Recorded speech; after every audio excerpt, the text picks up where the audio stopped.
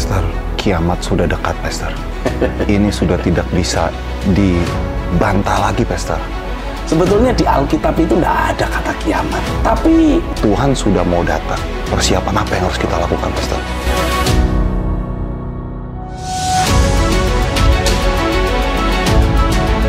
Pastor, kiamat sudah dekat, Pastor. Ini sudah tidak bisa dibantah lagi, Pastor. Gempa bumi di mana-mana, bukan lagi ratusan, bukan lagi ribuan yang meninggal, Pastor. Puluhan ribu. Dan tanda-tanda alam yang lain juga menyertai, Pastor. Kayak ada burung gagak yang berterbangan berpindah. Lalu juga ada patung Yesus yang tersambar petir, Pastor. Ini semua seperti cocok logi yang mengkaitkan dengan kiamat, Pastor. Tuhan sudah mau datang. Persiapan apa yang harus kita lakukan, Pastor? Yang pertama, saya mau menegaskan bahwa persepsi kita ini harus diluruskan dulu, ya. Karena kalau kita bicara tentang gempa bumi, bicara tentang berbagai fenomena alam, dari dulu juga sudah ada banyak, ya. Jadi kita harus merubah persepsi kita terlebih dahulu. Pastor, sebentar, Pastor. Kok Pastor Stephen nggak ada gentar-gentar gitu-gitu? Dikit aja gitu, Pastor, untuk bisa. Kok jawabnya kayaknya ringan aja begitu, Pastor? Ada gentar-gentarnya dikit ya, Pastor? Biar seru, Pastor. Karena gini, kalau kita bicara tentang akhir zaman, kita bicara tentang kiamat. Sebetulnya di Alkitab itu tidak ada kata kiamat. Ya. Kalau bicara tentang akhir zaman memang iya. Tapi akhir dari sebuah zaman adalah juga merupakan permulaan dari sebuah zaman yang baru. Jadi dengan segala peristiwa yang terjadi pada hari-hari ini, yang orang sering kait-kaitkan dan dicocok-cocokkan dengan berbagai khotbah tentang akhir zaman, tentang kiamat, saya meyakini bahwa ini cuma baru permulaan. Dan apa yang Tuhan akan kerjakan lewat prolog ini akan terus semakin bertambah hebat dan semakin bertambah mengerikan. Jadi persepsi kita ini harus dirubah dulu, ya. Kita ini bukan korban. Sebagai anak-anak Tuhan, orang-orang percaya, Tuhan tidak pernah mendesain kita untuk jadi korban. Jadi tidak perlu takut, tidak perlu khawatir. Nah, yang harus kita lakukan adalah memposisikan diri kita, memastikan hidup kita ini kita jalani sebagai orang benar. Yang pertama, memang darah Yesus sudah membenarkan kita, menguduskan kita dari segala dosa. Tapi kita juga harus memastikan terus ada pekerjaan firman dan roh yang membangun hidup kita, menuntun jalan hidup kita untuk kita jalani sebagai orang benarnya Tuhan. Jadi fokusnya ke sana, menjalani hidup sebagai orang benar. Yes, karena Alkitab menubuatkan jalan hidup orang benar itu seperti cahaya fajar yang akan terus bertambah terang sampai rembang tengah hari. Ada banyak janji-janji Tuhan yang juga menyatakan bahwa sekalipun orang benar itu jatuh, tapi tidak akan dibiarkan Tuhan sampai tergeletak. Kenapa? Karena ada tangan Tuhan yang menopang. Dan tangan Tuhan yang menjagai dia untuk tidak tergeletak. Itu tangan yang sama yang akan mengangkat dia berdiri kembali. Menguatkan jauh lebih kuat dari yang sebelumnya. Juga ada janji-janji bahwa orang benar akan mewarisi bumi ini.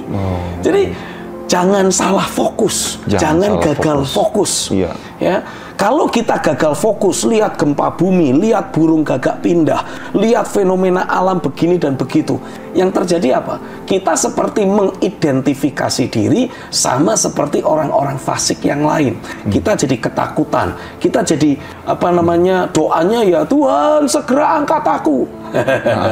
Padahal sebelum Tuhan membawa kita menikmati kemuliaan kekal, Tuhan ingin pastikan kita ini berfungsi dulu menjadi anak-anak Allah yang dinantikan oleh alam semesta, membawa pemulihan atas segala sesuatu. Amin, amin. Nah, jadi fokusnya harus ke sana. Hidup sebagai orang benar. Dan ketika kita hidup sebagai orang benar, pemeliharaan Tuhan, penjagaan Tuhan pasti akan nyata atas hidup kita. Alkitab juga menubuatkan 1.000 orang rebah di sisiku, kiriku, 10.000 yang lain rebah di sebelah kananku. Tetapi itu semua tidak menimpa aku. Ada para malaikat yang Tuhan utus untuk berkemah di sekeliling hidup kita. Sehingga yang namanya sakit, penyakit menular, bencana, terus apa lagi? Pokoknya berbagai hal buruk yang banyak ditakutkan oleh orang lain, itu tidak akan pernah terjadi atas hidup kita. Itu harus menjadi dasar keyakinan kita sebagai itu orang harus percaya. kita bangun menjadi dasar keyakinan dalam kehidupan kita. Saya jadi ingat kisah tentang Korah, Datan, dan Abiram. Ya, Tuhan betul-betul marah ketika mereka menuntut Musa untuk apa istilahnya menurunkan posisi kepemimpinan, ya, karena mereka menuntut emang cuman Musa, Tuhan cuman bicara lewat Musa, kami juga orang-orang Lewi, kami juga dengar suara Tuhan. Nah, mereka menuntut untuk Musa step down, istilahnya turun. Tuhan yang marah. Lalu Tuhan lewat Musa memberikan sebuah pernyataan, kalau ini orang-orang mati sebagaimana layaknya orang biasa mati, artinya aku tidak dipanggil Tuhan. Tapi kalau aku dipanggil Tuhan, mereka akan mati dengan cara yang tidak lazim. Bumi akan terbelah dan akan mengubur mereka hidup-hidup. Ini kan kita bicara kayak gempa bumi. Bumi terbelah dan kemudian menarik semua orang yang dianggap oleh Tuhan kurang ajar itu, ya, mati masuk di sana. Tapi Alkitab bisa menuliskan ada anak-anak kecil dari Korah, Datan, dan Abiram yang sama sekali tidak tahu menahu. Orang-orang, anak-anak yang masih polos istilahnya, tidak ikut-ikutan dengan dosa orang tuanya. Itu Alkitab menuliskan Tuhan meluputkan anak-anak Korah, Datan, dan Abiram, anak-anak kecil. Tapi orang-orang dewasa yang memberontak terhadap Tuhan, ya dikubur mati-mati, apa hidup-hidup mati semua di situ. Dari situ kita bisa melihat bahwa cara Tuhan memberikan penghukuman itu selalu akurat.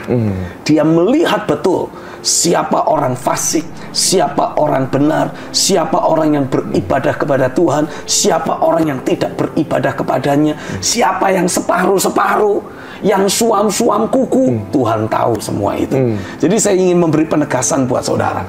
Ini bukan waktunya kita suam-suam kuku. Saudara harus ambil sikap. Kalau you memang mau hidup kudus beneran.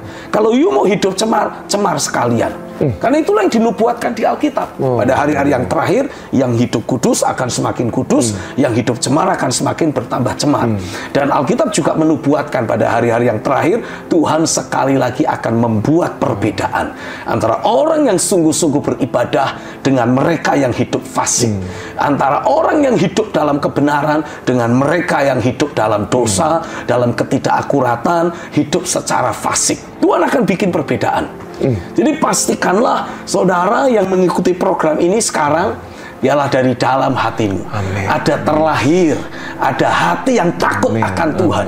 Tapi sekaligus ada hati yang cinta Tuhan.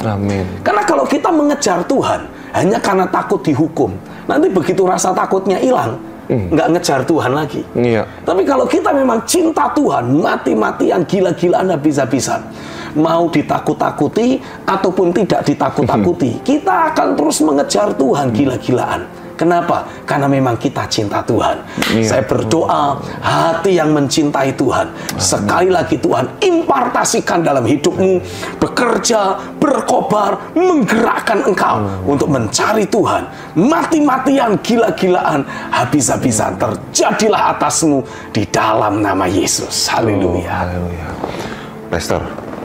Pastor itu hamba Tuhan yang unik, Pastor. Maksudnya begini, Pastor. Tiap kali kita bertanya tentang kiamat, gestur tubuhnya Pastor Stephen itu nggak langsung berubah, kayak suaranya juga berubah, ngomong jadi kayak serius. Tapi ya santai menanggapi dan senyum. Ini kan pada sesuatu yang horor. Beda dengan yang lain, Pastor. Kalau udah ngomongin tentang kiamat kan kayaknya, langsung duduknya ya, suara pun langsung berubah. Gitu. Orang yang mendengarkan juga jadi susah senyum begitu. Apa yang buat, apa paradigma itu yang tadi Pastor katakan, bahwa itu yang buat Pastor Stephen menanggapi, meresponi segala sesuatu itu ya secara tepat dan akurat. Santai saja, karena memang contohnya seperti ini. Let's say katakanlah pemerintah mengeluarkan undang-undang baru bagi orang-orang yang kedapatan mengkonsumsi narkoba akan langsung dieksekusi di tempat. Contohnya seperti itu. Ini contohnya begitu. Contoh.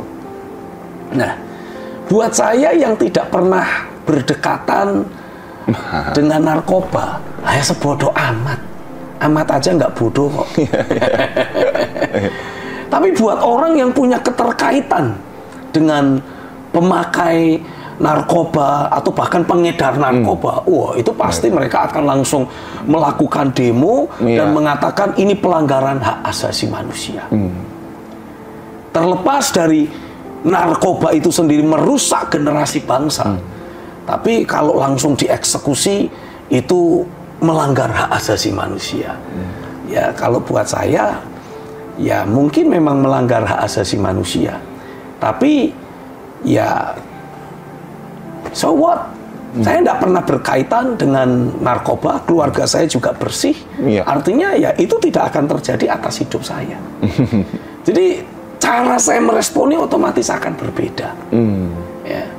Ya mungkin bagi penggiat HAM, wah itu perlu segera diresponi. Tapi terlepas dari penggiat HAM atau bagaimana, kita tidak boleh hanya melihat dari satu sisi. Kita harus melihat dari dua sisi. Kayak misalkan contoh, kadangkala orang menuntut supaya HAM ditegakkan setinggi-tingginya terhadap para penjahat. Tapi kita tidak pernah berpikir bagaimana dengan orang-orang yang menjadi korban dari si penjahat ini. Kenapa HAM tidak ditegakkan untuk mereka? Ya, ini kan sepertinya kan berat sebelah. Ya, jadi supaya kita tidak berat sebelah, ya kita pastikan saja penghakiman Tuhanlah yang terjadi. Ya, Tuhan adalah hakim yang adil. Ya, Tuhan tahu dan menyelidiki hati setiap manusia. Jadi ya biarkan penghakiman Tuhan yang berlaku. Karena selama sekian waktu lamanya ada banyak orang yang hak asasinya memang diinjak-injak oleh orang fasik itu. Dan sepertinya mereka tidak punya tempat lain untuk mendapatkan pertolongan. Karena si orang fasik ini sudah berhasil membeli, istilahnya apa, semua kekuatan yang seharusnya membela orang yang tertindas ini. Tapi karena sudah dibeli, ya tidak ada yang membela, kecuali dia berseru-seru kepada Tuhan yang tidak akan pernah bisa dibeli oleh penjahat manapun. Dan keadilan Tuhanlah yang akan berlaku. Nah, jadi kita harus mulai belajar punya persepsi bahwa semua peristiwa menakutkan yang sekarang ini menjadi pembahasan banyak orang, itu tidak lain adalah wujud dari keadilan Tuhan yang sedang dinyatakan. Itu memang kita tidak bisa membantah hal tersebut ya, Pastor. Memang itu adalah wujud kedaulatan Tuhan sendiri. Tapi buat kita yang hidup benar, buat kita yang punya hati lurus, buat kita yang cinta kebenaran, kita tidak akan pernah menjadi korban. Makanya kita membaca ketika Tuhan akan menghukum Sodom dan Gomora, di sana kan ada Lot. Lot notabene-nya adalah keponakannya Abraham. Jadi Tuhan dilema. Sebelum dia menghukum kota Sodom, Tuhan itu ingat, lah kan di sana ada kerabatnya Abraham yang adalah sahabatku. Jadi apa yang Tuhan lakukan? Sebelum dia menjatuhkan hukuman, dia cerita dulu sama Abraham. Aku punya niat menghancurkan kota Sodom. Nah, Abraham ini adalah contoh dan teladan untuk setiap kita sebagai hamba-hamba Tuhan dan jemaat yang hidup dalam kebenaran. Kita harus ngomong sama Tuhan, Tuhan, masa Engkau akan menghukum orang benar bersama-sama dengan orang fasik? Tidak benar dong kalau seperti itu. Jadi lewat doa-doa kita, kita bernegosiasi dengan Tuhan. Dan kita membaca dalam kitab Kejadian bagaimana Abraham bernegosiasi dengan Tuhan. Tuhan bilang, oke, kalau ada 50 orang benar, aku tidak hukum kota Sodom. Kalau ada 40, itu terus dinegosiasikan oleh Abraham. Sampai pada akhirnya Tuhan bilang, kalau ada 10 orang benar, aku tidak akan menghukum Sodom. Nah, Abraham berhenti bernegosiasi. Karena yang ada dalam pikiran dia apa? Dia punya Lot di sana. Ada istri Lot di sana. Asumsi Abraham apa? Mereka berdua akan hidup dalam kebenaran.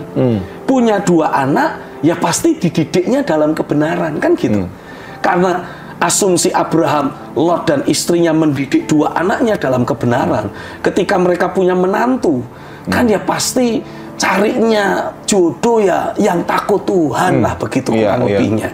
Jadi sudah ada 6 nih.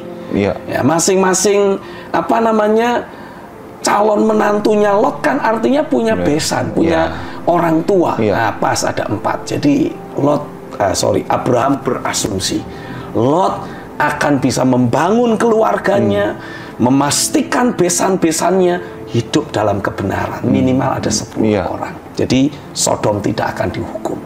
Sayang, rupanya Lot gagal membangun keluarganya dalam kebenaran. Lot gagal berfungsi sebagai orang benar di kota Sodom, walaupun dia pemimpin di kota Sodom. Karena waktu malaikat Tuhan datang, Lot itu ada di pintu gerbang kota, dan tidak semua orang diizinkan duduk di pintu gerbang kota. Orang itu berpengaruh ya? Hanya orang berpengaruh, pemimpin kota yang duduk di situ. Jadi artinya kan Lot itu punya pengaruh di Sodom, tapi dia tidak mempergunakan posisinya untuk mempengaruhi penduduk Sodom untuk berjalan dalam kebenaran. Akhirnya yang kita dapati apa? Kembali keadilan Tuhan berlaku. Sodom dihancurkan dan istri Lot menjadi tiang garam. Lalu 2 anak Lot sendiri pada akhirnya membuat Lot mabuk dan membuat Lot akhirnya meniduri anak-anaknya sendiri, dan lahirlah satu generasi yang pada akhirnya menjadi musuh dari orang-orang Israel. Jadi dari peristiwa itu kita bisa belajar bahwa bagaimanapun juga keadilan Tuhan akan tetap berlaku atas setiap umat manusia. Karena saya meyakini kalau kita betul-betul terus membangun hidup kita di dalam kebenaran, somehow pasti Tuhan akan meluputkan kita. Pasti Tuhan akan menjagai kita dengan cara yang ilahi, dengan cara yang ajaib. Tuhan akan meluputkan kita dari berbagai mara bahaya dan berbagai bencana. Karena itu adalah nubuatan firman. Itu dulu yang harus jadi dasar keyakinan kita bersama. Itu yang harus menjadi dasar keyakinan kita. Tapi permasalahannya, seringkali ketika Tuhan berfirman, ketika Tuhan memberikan warning, ada banyak orang yang mungkin tidak hidup fasik, tapi menganggap enteng, pakai tanda kutip, berbagai warning dan peringatan yang dari Tuhan. Sehingga sebagai akibatnya, ketika hal buruk terjadi, dia pun menjadi korban di sana. Saya ingat beberapa waktu yang lampau, saya membaca sebuah kisah dari seorang hamba Tuhan yang menjadi pendiri organisasi Full Gospel Businessman Fellowship International yang asalnya dari Armenia. Jadi dia itu orang Armenia. Jadi ketika dia masih kecil, ya, ada satu orang anak seumuran, begitulah kurang lebihnya, yang tidak bisa baca tulis. Tapi dia itu mendapatkan karunia menjadi seorang nabi Tuhan. Dan suatu hari Tuhan memberikan pernyataan. Ya, walaupun anak ini tidak bisa baca tulis, tapi dalam penglihatan dia itu melihat huruf-huruf tertentu. Jadi dia kemudian menuliskan hal tersebut. Dari apa yang dituliskan, mereka yang bisa membaca mendapati ini adalah sebuah warning bahwa akan datang sebuah bencana besar atas negeri Armenia. Tapi Tuhan mau meluputkan setiap orang yang mau percaya. Dan sudah disebutkan juga mereka harus pindah ke Amerika, ke sebuah benua yang baru, dan di sanalah mereka akan diberkati oleh Tuhan. Tapi tidak disebutkan kapan hal itu terjadi. Hanya ada sebuah pernyataan yang menyatakan bahwa ketika hal itu akan terjadi, Tuhan akan berbicara lebih lanjut. Saat pernyataan roh itu diberikan kepada si anak, ini anak masih umur kira-kira 7-8 tahun. Sampai kemudian dia berusia 50-60 tahun, tidak ada apa-apa yang buruk terjadi. Tapi suatu hari ketika dia sudah semakin bertambah usia, tahu-tahu dia mendapatkan ada sebuah pernyataan bahwa Tuhan berkata, tahun ini juga harus segera pindah. Nah, permasalahannya kan sudah sekian puluh tahun tidak ada terjadi apa-apa. Orang bahkan mungkin sudah mulai melupakan nubuatan tersebut. Jadi ketika si hamba Tuhan yang pernah dapat nubuatan itu kembali berbicara, tidak semua orang mau percaya. Tapi seberapa banyak yang percaya, mereka langsung bermigrasi ke Amerika. Memang pada akhirnya orang-orang Armenia ini diberkati Tuhan luar biasa di Amerika, persis seperti yang menjadi janji Tuhan. Termasuk pendiri dari Full Gospel ini, ya. Orangnya namanya Demos Zakarian. Dia menjadi salah satu pengusaha yang sangat diberkati di Amerika. Nah, tapi apa yang terjadi dengan mereka yang tidak percaya dan akhirnya tetap di Armenia itu? Pada waktu itu, setelah semua gelombang ini berpindah, orang-orang ini pindah, pada waktu itu terjadi peperangan.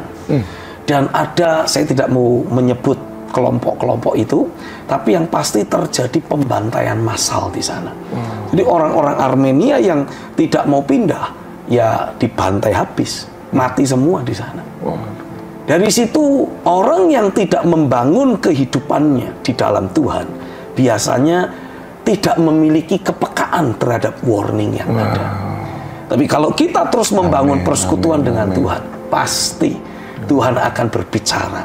Pasti Tuhan akan menjagai, pasti Tuhan akan meluputkan, sehingga kita tidak akan pernah menjadi korban. Amin. Karenanya saya berdoa, seberapa banyak saudara yang mengikuti program ini, pastikan hatimu terus mencintai Tuhan.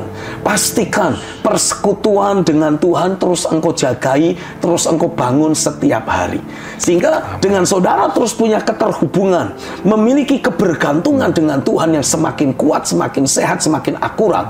Maka ketika ada hal-hal buruk yang dirancangkan oleh si jahat akan terjadi dalam hidupmu, atau ada penghakiman yang Tuhan akan curahkan atas orang fasik, engkau tidak akan ada di sekeliling orang fasik. Tapi engkau betul-betul ada dituntun oleh Tuhan untuk ada di tempat aman, untuk ada dalam perlindungan Tuhan, sehingga ketika penghakiman datang, engkau tidak akan pernah menjadi korban. Ketika iblis merancangkan hal buruk dalam hidupmu, apa yang dirancangkan iblis diubahkan oleh Tuhan untuk mendatangkan kebaikan bagi setiap kita, karena kita mencintai Dia. Terjadilah di dalam nama Yesus. Haleluya. Haleluya.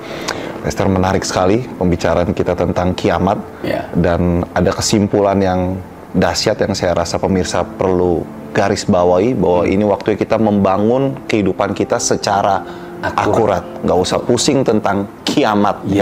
Bangun saja hidup kita dalam kebenaran, dan teruslah melangkah untuk melakukan apa yang benar. Amin. Karena dengan kita melakukan apa yang benar, perkenanan Tuhan akan selalu ada atas kita, menjagai, memelihara, dan memastikan engkau selalu menikmati hal-hal yang terbaik yang Tuhan sediakan bagimu. Haleluya. Haleluya. Sampai jumpa kembali di dalam Ruang Tyrannus, The Room of Revivalists and Reformers. God bless you.